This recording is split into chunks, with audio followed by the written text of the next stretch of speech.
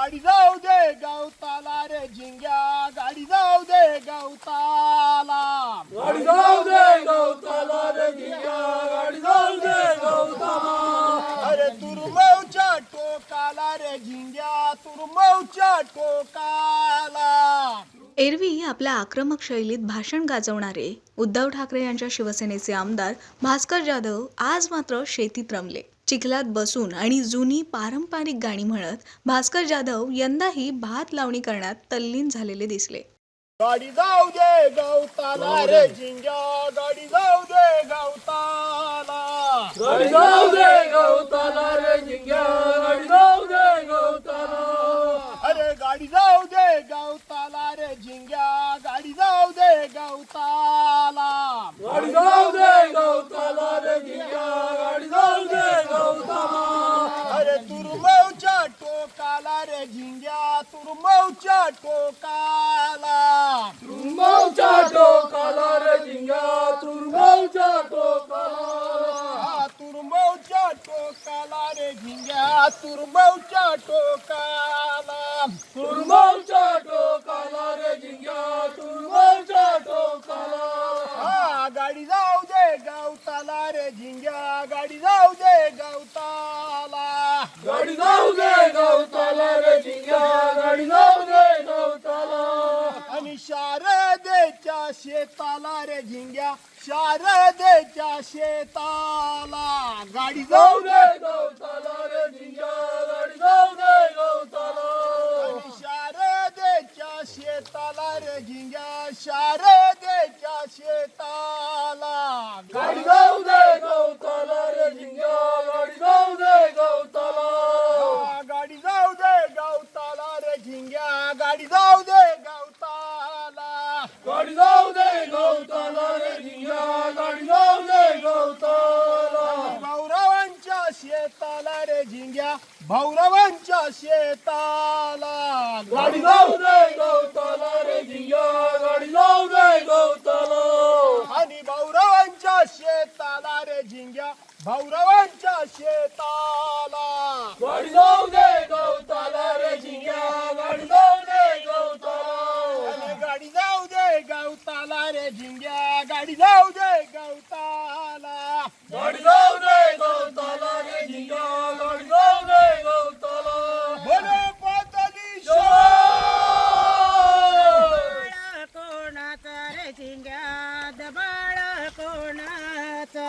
आणि आज बाळ कोणाचा रे झिंग्या, बाळ कोणाचा. शारदा देवींचा रे झिंग्या, शारदा देवींचा. आणि गाडी जाऊ दे गवताला रे झिंग्या, गाडी जाऊ दे गवताला. गाडी जाऊ दे गवताला रे झिंग्या, गाडी जाऊ दे गवताला. गाडी जाऊ दे गवताला रे झिंग्या, गाडी जाऊ दे गवताला. चिपळूणच्या टोकाला रे झिंग्या, चिपळूणच्या टोकाला. आणि गाडी जाऊ दे गवताला रे झिंग्या, गाडी जाऊ दे गवताला. दबाळ कोणाचा रे झिंग्या, दबाळ कोणाचा. आणि गाडी जाऊ दे गवताला रे झिंग्या, गाडी जाऊ दे गवताला. वरदान देवींचा रे झिंग्या, वरदान देवींचा. आणि गाडी जाऊ दे गवताला रे झिंग्या, गाडी जाऊ दे गवताला. बरं पोतली शोभा. आणि भलोरी दादा, भलोरी दादा, भले हे दादा, भलोरी दादा, आणि पाऊस रे दादा, पाऊस रे दादा, भले पाताली शोभा. कुटुंबासोबत भास्कर जाधवांनी आपल्या शेतात भात लावणी केली. मोफत मिळालं तर त्याचं मोल राहत नाही. त्याऐवजी घाम गाळून कष्ट करून पिकवलेलं धान्य यात समाधान मिळतं, अशा भावना भास्कर जाधवांनी व्यक्त केल्या. ती केली पाहिजे, शेती सोडू नये. दुसरी गोष्ट, आमच्या वाडवडिलांपासून वडिलांपासून काकांपासून सर्वांनी आम्हाला एक धडा घालून दिलेला आहे की हे रेशनिंगचं धान्य तर मी खाण्यापेक्षा तुम्ही स्वतः कष्ट करा, स्वतः शेतामध्ये राहा आणि स्वतःच्या शेतातलं स्वतःच्या हाताने पिकवलेलं धान्य खा. तर माझा भाऊ तिथं बसला, तो कोपऱ्यावर आहे, तो लास्ट नंबर, तो सगळं गावचं बघतो. पण आम्हाला लागणारं धान्य हे सगळं तो आम्हाला चिपळूणला पुरवतो. आम्ही रेशनिंगचं 1 किलोसुद्धा धान्य आम्ही आणत नाही. आणि मग आपण वडिलांनी त्यावेळेला एक आम्हाला शिरस्ता घालून दिलेला आहे की जो लावणीला आणि कापणीला येणार नाही त्याला धान्य द्यायचं नाही, आणि जो लावणीला आणि कापणीला येईल त्याला लागेल तेवढं वर्षभर धान्य द्यायचं त्या मुलाला. कारण काय, तर कापणीला आणि लावणीला माणसं कामाला मिळत नाही, कारण प्रत्येकाची शेती असते आणि हंगाम हा महत्त्वाचा असतो. आता सुद्धा आमच्या मुली, सुना, मुलं, नातेवाईक आता सगळे येतीलच दुपारनंतर, सगळे झाडून येतील. यंदा काय झालं आहे, यंदा पावसाचं थोडंसं वरखाली झाल्यामुळं मुलांच्या शिक्षणाचं वगैरे टायमिंग जमलं नाही. त्यापेक्षा या दिवसात आमची मुलं शाळेत वगैरे जाणार नाहीत. मुलं सगळी शेतामध्ये, मुलं, मुली, सुना सगळे. त्यामुळे हे एक पूर्वीपासूनची आम्हाला लागलेली शिस्त आहे आणि त्याचा फायदा पण होतो. अरे भिजू नको. पाऊस पडतो, भिजताय, दरवर्षी वयाचा प्रश्न विचारतो. किती? हा, दरवर्षी वयाचा प्रश्न विचारतो. वयाचं आता काय, आता 69 1 तारखेला पूर्ण होती, 70ावं लागेल 1 तारखेला. त्याला भिजवू नका, अंगावर घ्या. 70ावं लागेल आता 1 तारखेला. पण त्याचा परिणाम काय नाही आहे अजून माझ्या एकंदरीत क्रयशक्तीवर, इफिशियन्सीवर तसा काय प्रयत्न, म्हणजे काय परिणाम नाही. दिवसभर मी काम करू शकतो. आता एक आहे, पूर्वी इतकं काम करावं लागत नाही. धान्य प्रचंड पिकतं, खूप धान्य पिकतं, त्यामुळं कमी शेती करावी लागते. आता काल मला भाऊ सांगत होता की अरे काय करायचं, 3 वर्षापूर्वीचं धान्य घरामध्ये आहे आणि मग ते ठेवायचं, ते किडे पडतात छोटे छोटे, त्याला टोके म्हणतात, टोके. ते फुकट जातं धान्य, आम्ही विकत नाही.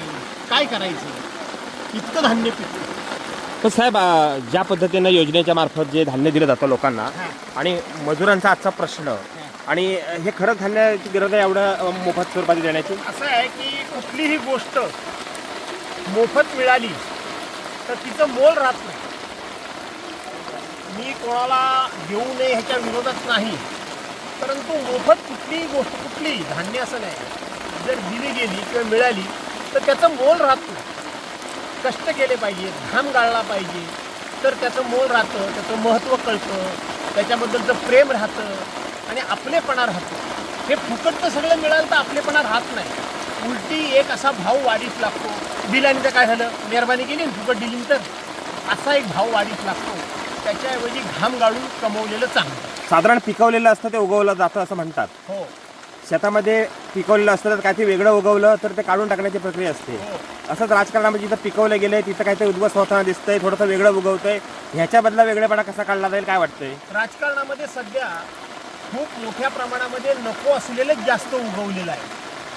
शेतामध्ये तुम्ही म्हणता त्या पद्धतीने तण म्हणतात, त्याला पाखड म्हणतात, त्याला बीम म्हणतात. ते दिसायला आपल्या भातासारखे दिसतात, पण ते खरं भात नसतं. त्याला उकळून फेकूनच टाकावं लागतं. पण ते जेव्हा उगवतं तेव्हा आपल्याला भात वाटतं आणि मोठं झाल्यानंतर लक्षात येतं की हे भात नाही, तर हे तण आहे, हा पाकड आहे, हे बीम आहे. आणि म्हणून जेव्हा लक्षात येतं तेव्हा ते उकळून फेकून टाकलं पाहिजे. शिवसेनेच्या मूळ भात पिकामधला हा फरक कसा स्पष्ट होईल? नाही, आता असं आहे की शिवसेनेला मला असं वाटतं की मुळामध्ये ओरिजिनल बियाणं शिवसेना नावाचं हे उद्धव बाळासाहेब ठाकरेंच्याकडेच असल्यामुळं लवकरच त्याला चांगली फळं येतील, चांगलं शेत पिकेल असा अंदाज आहे.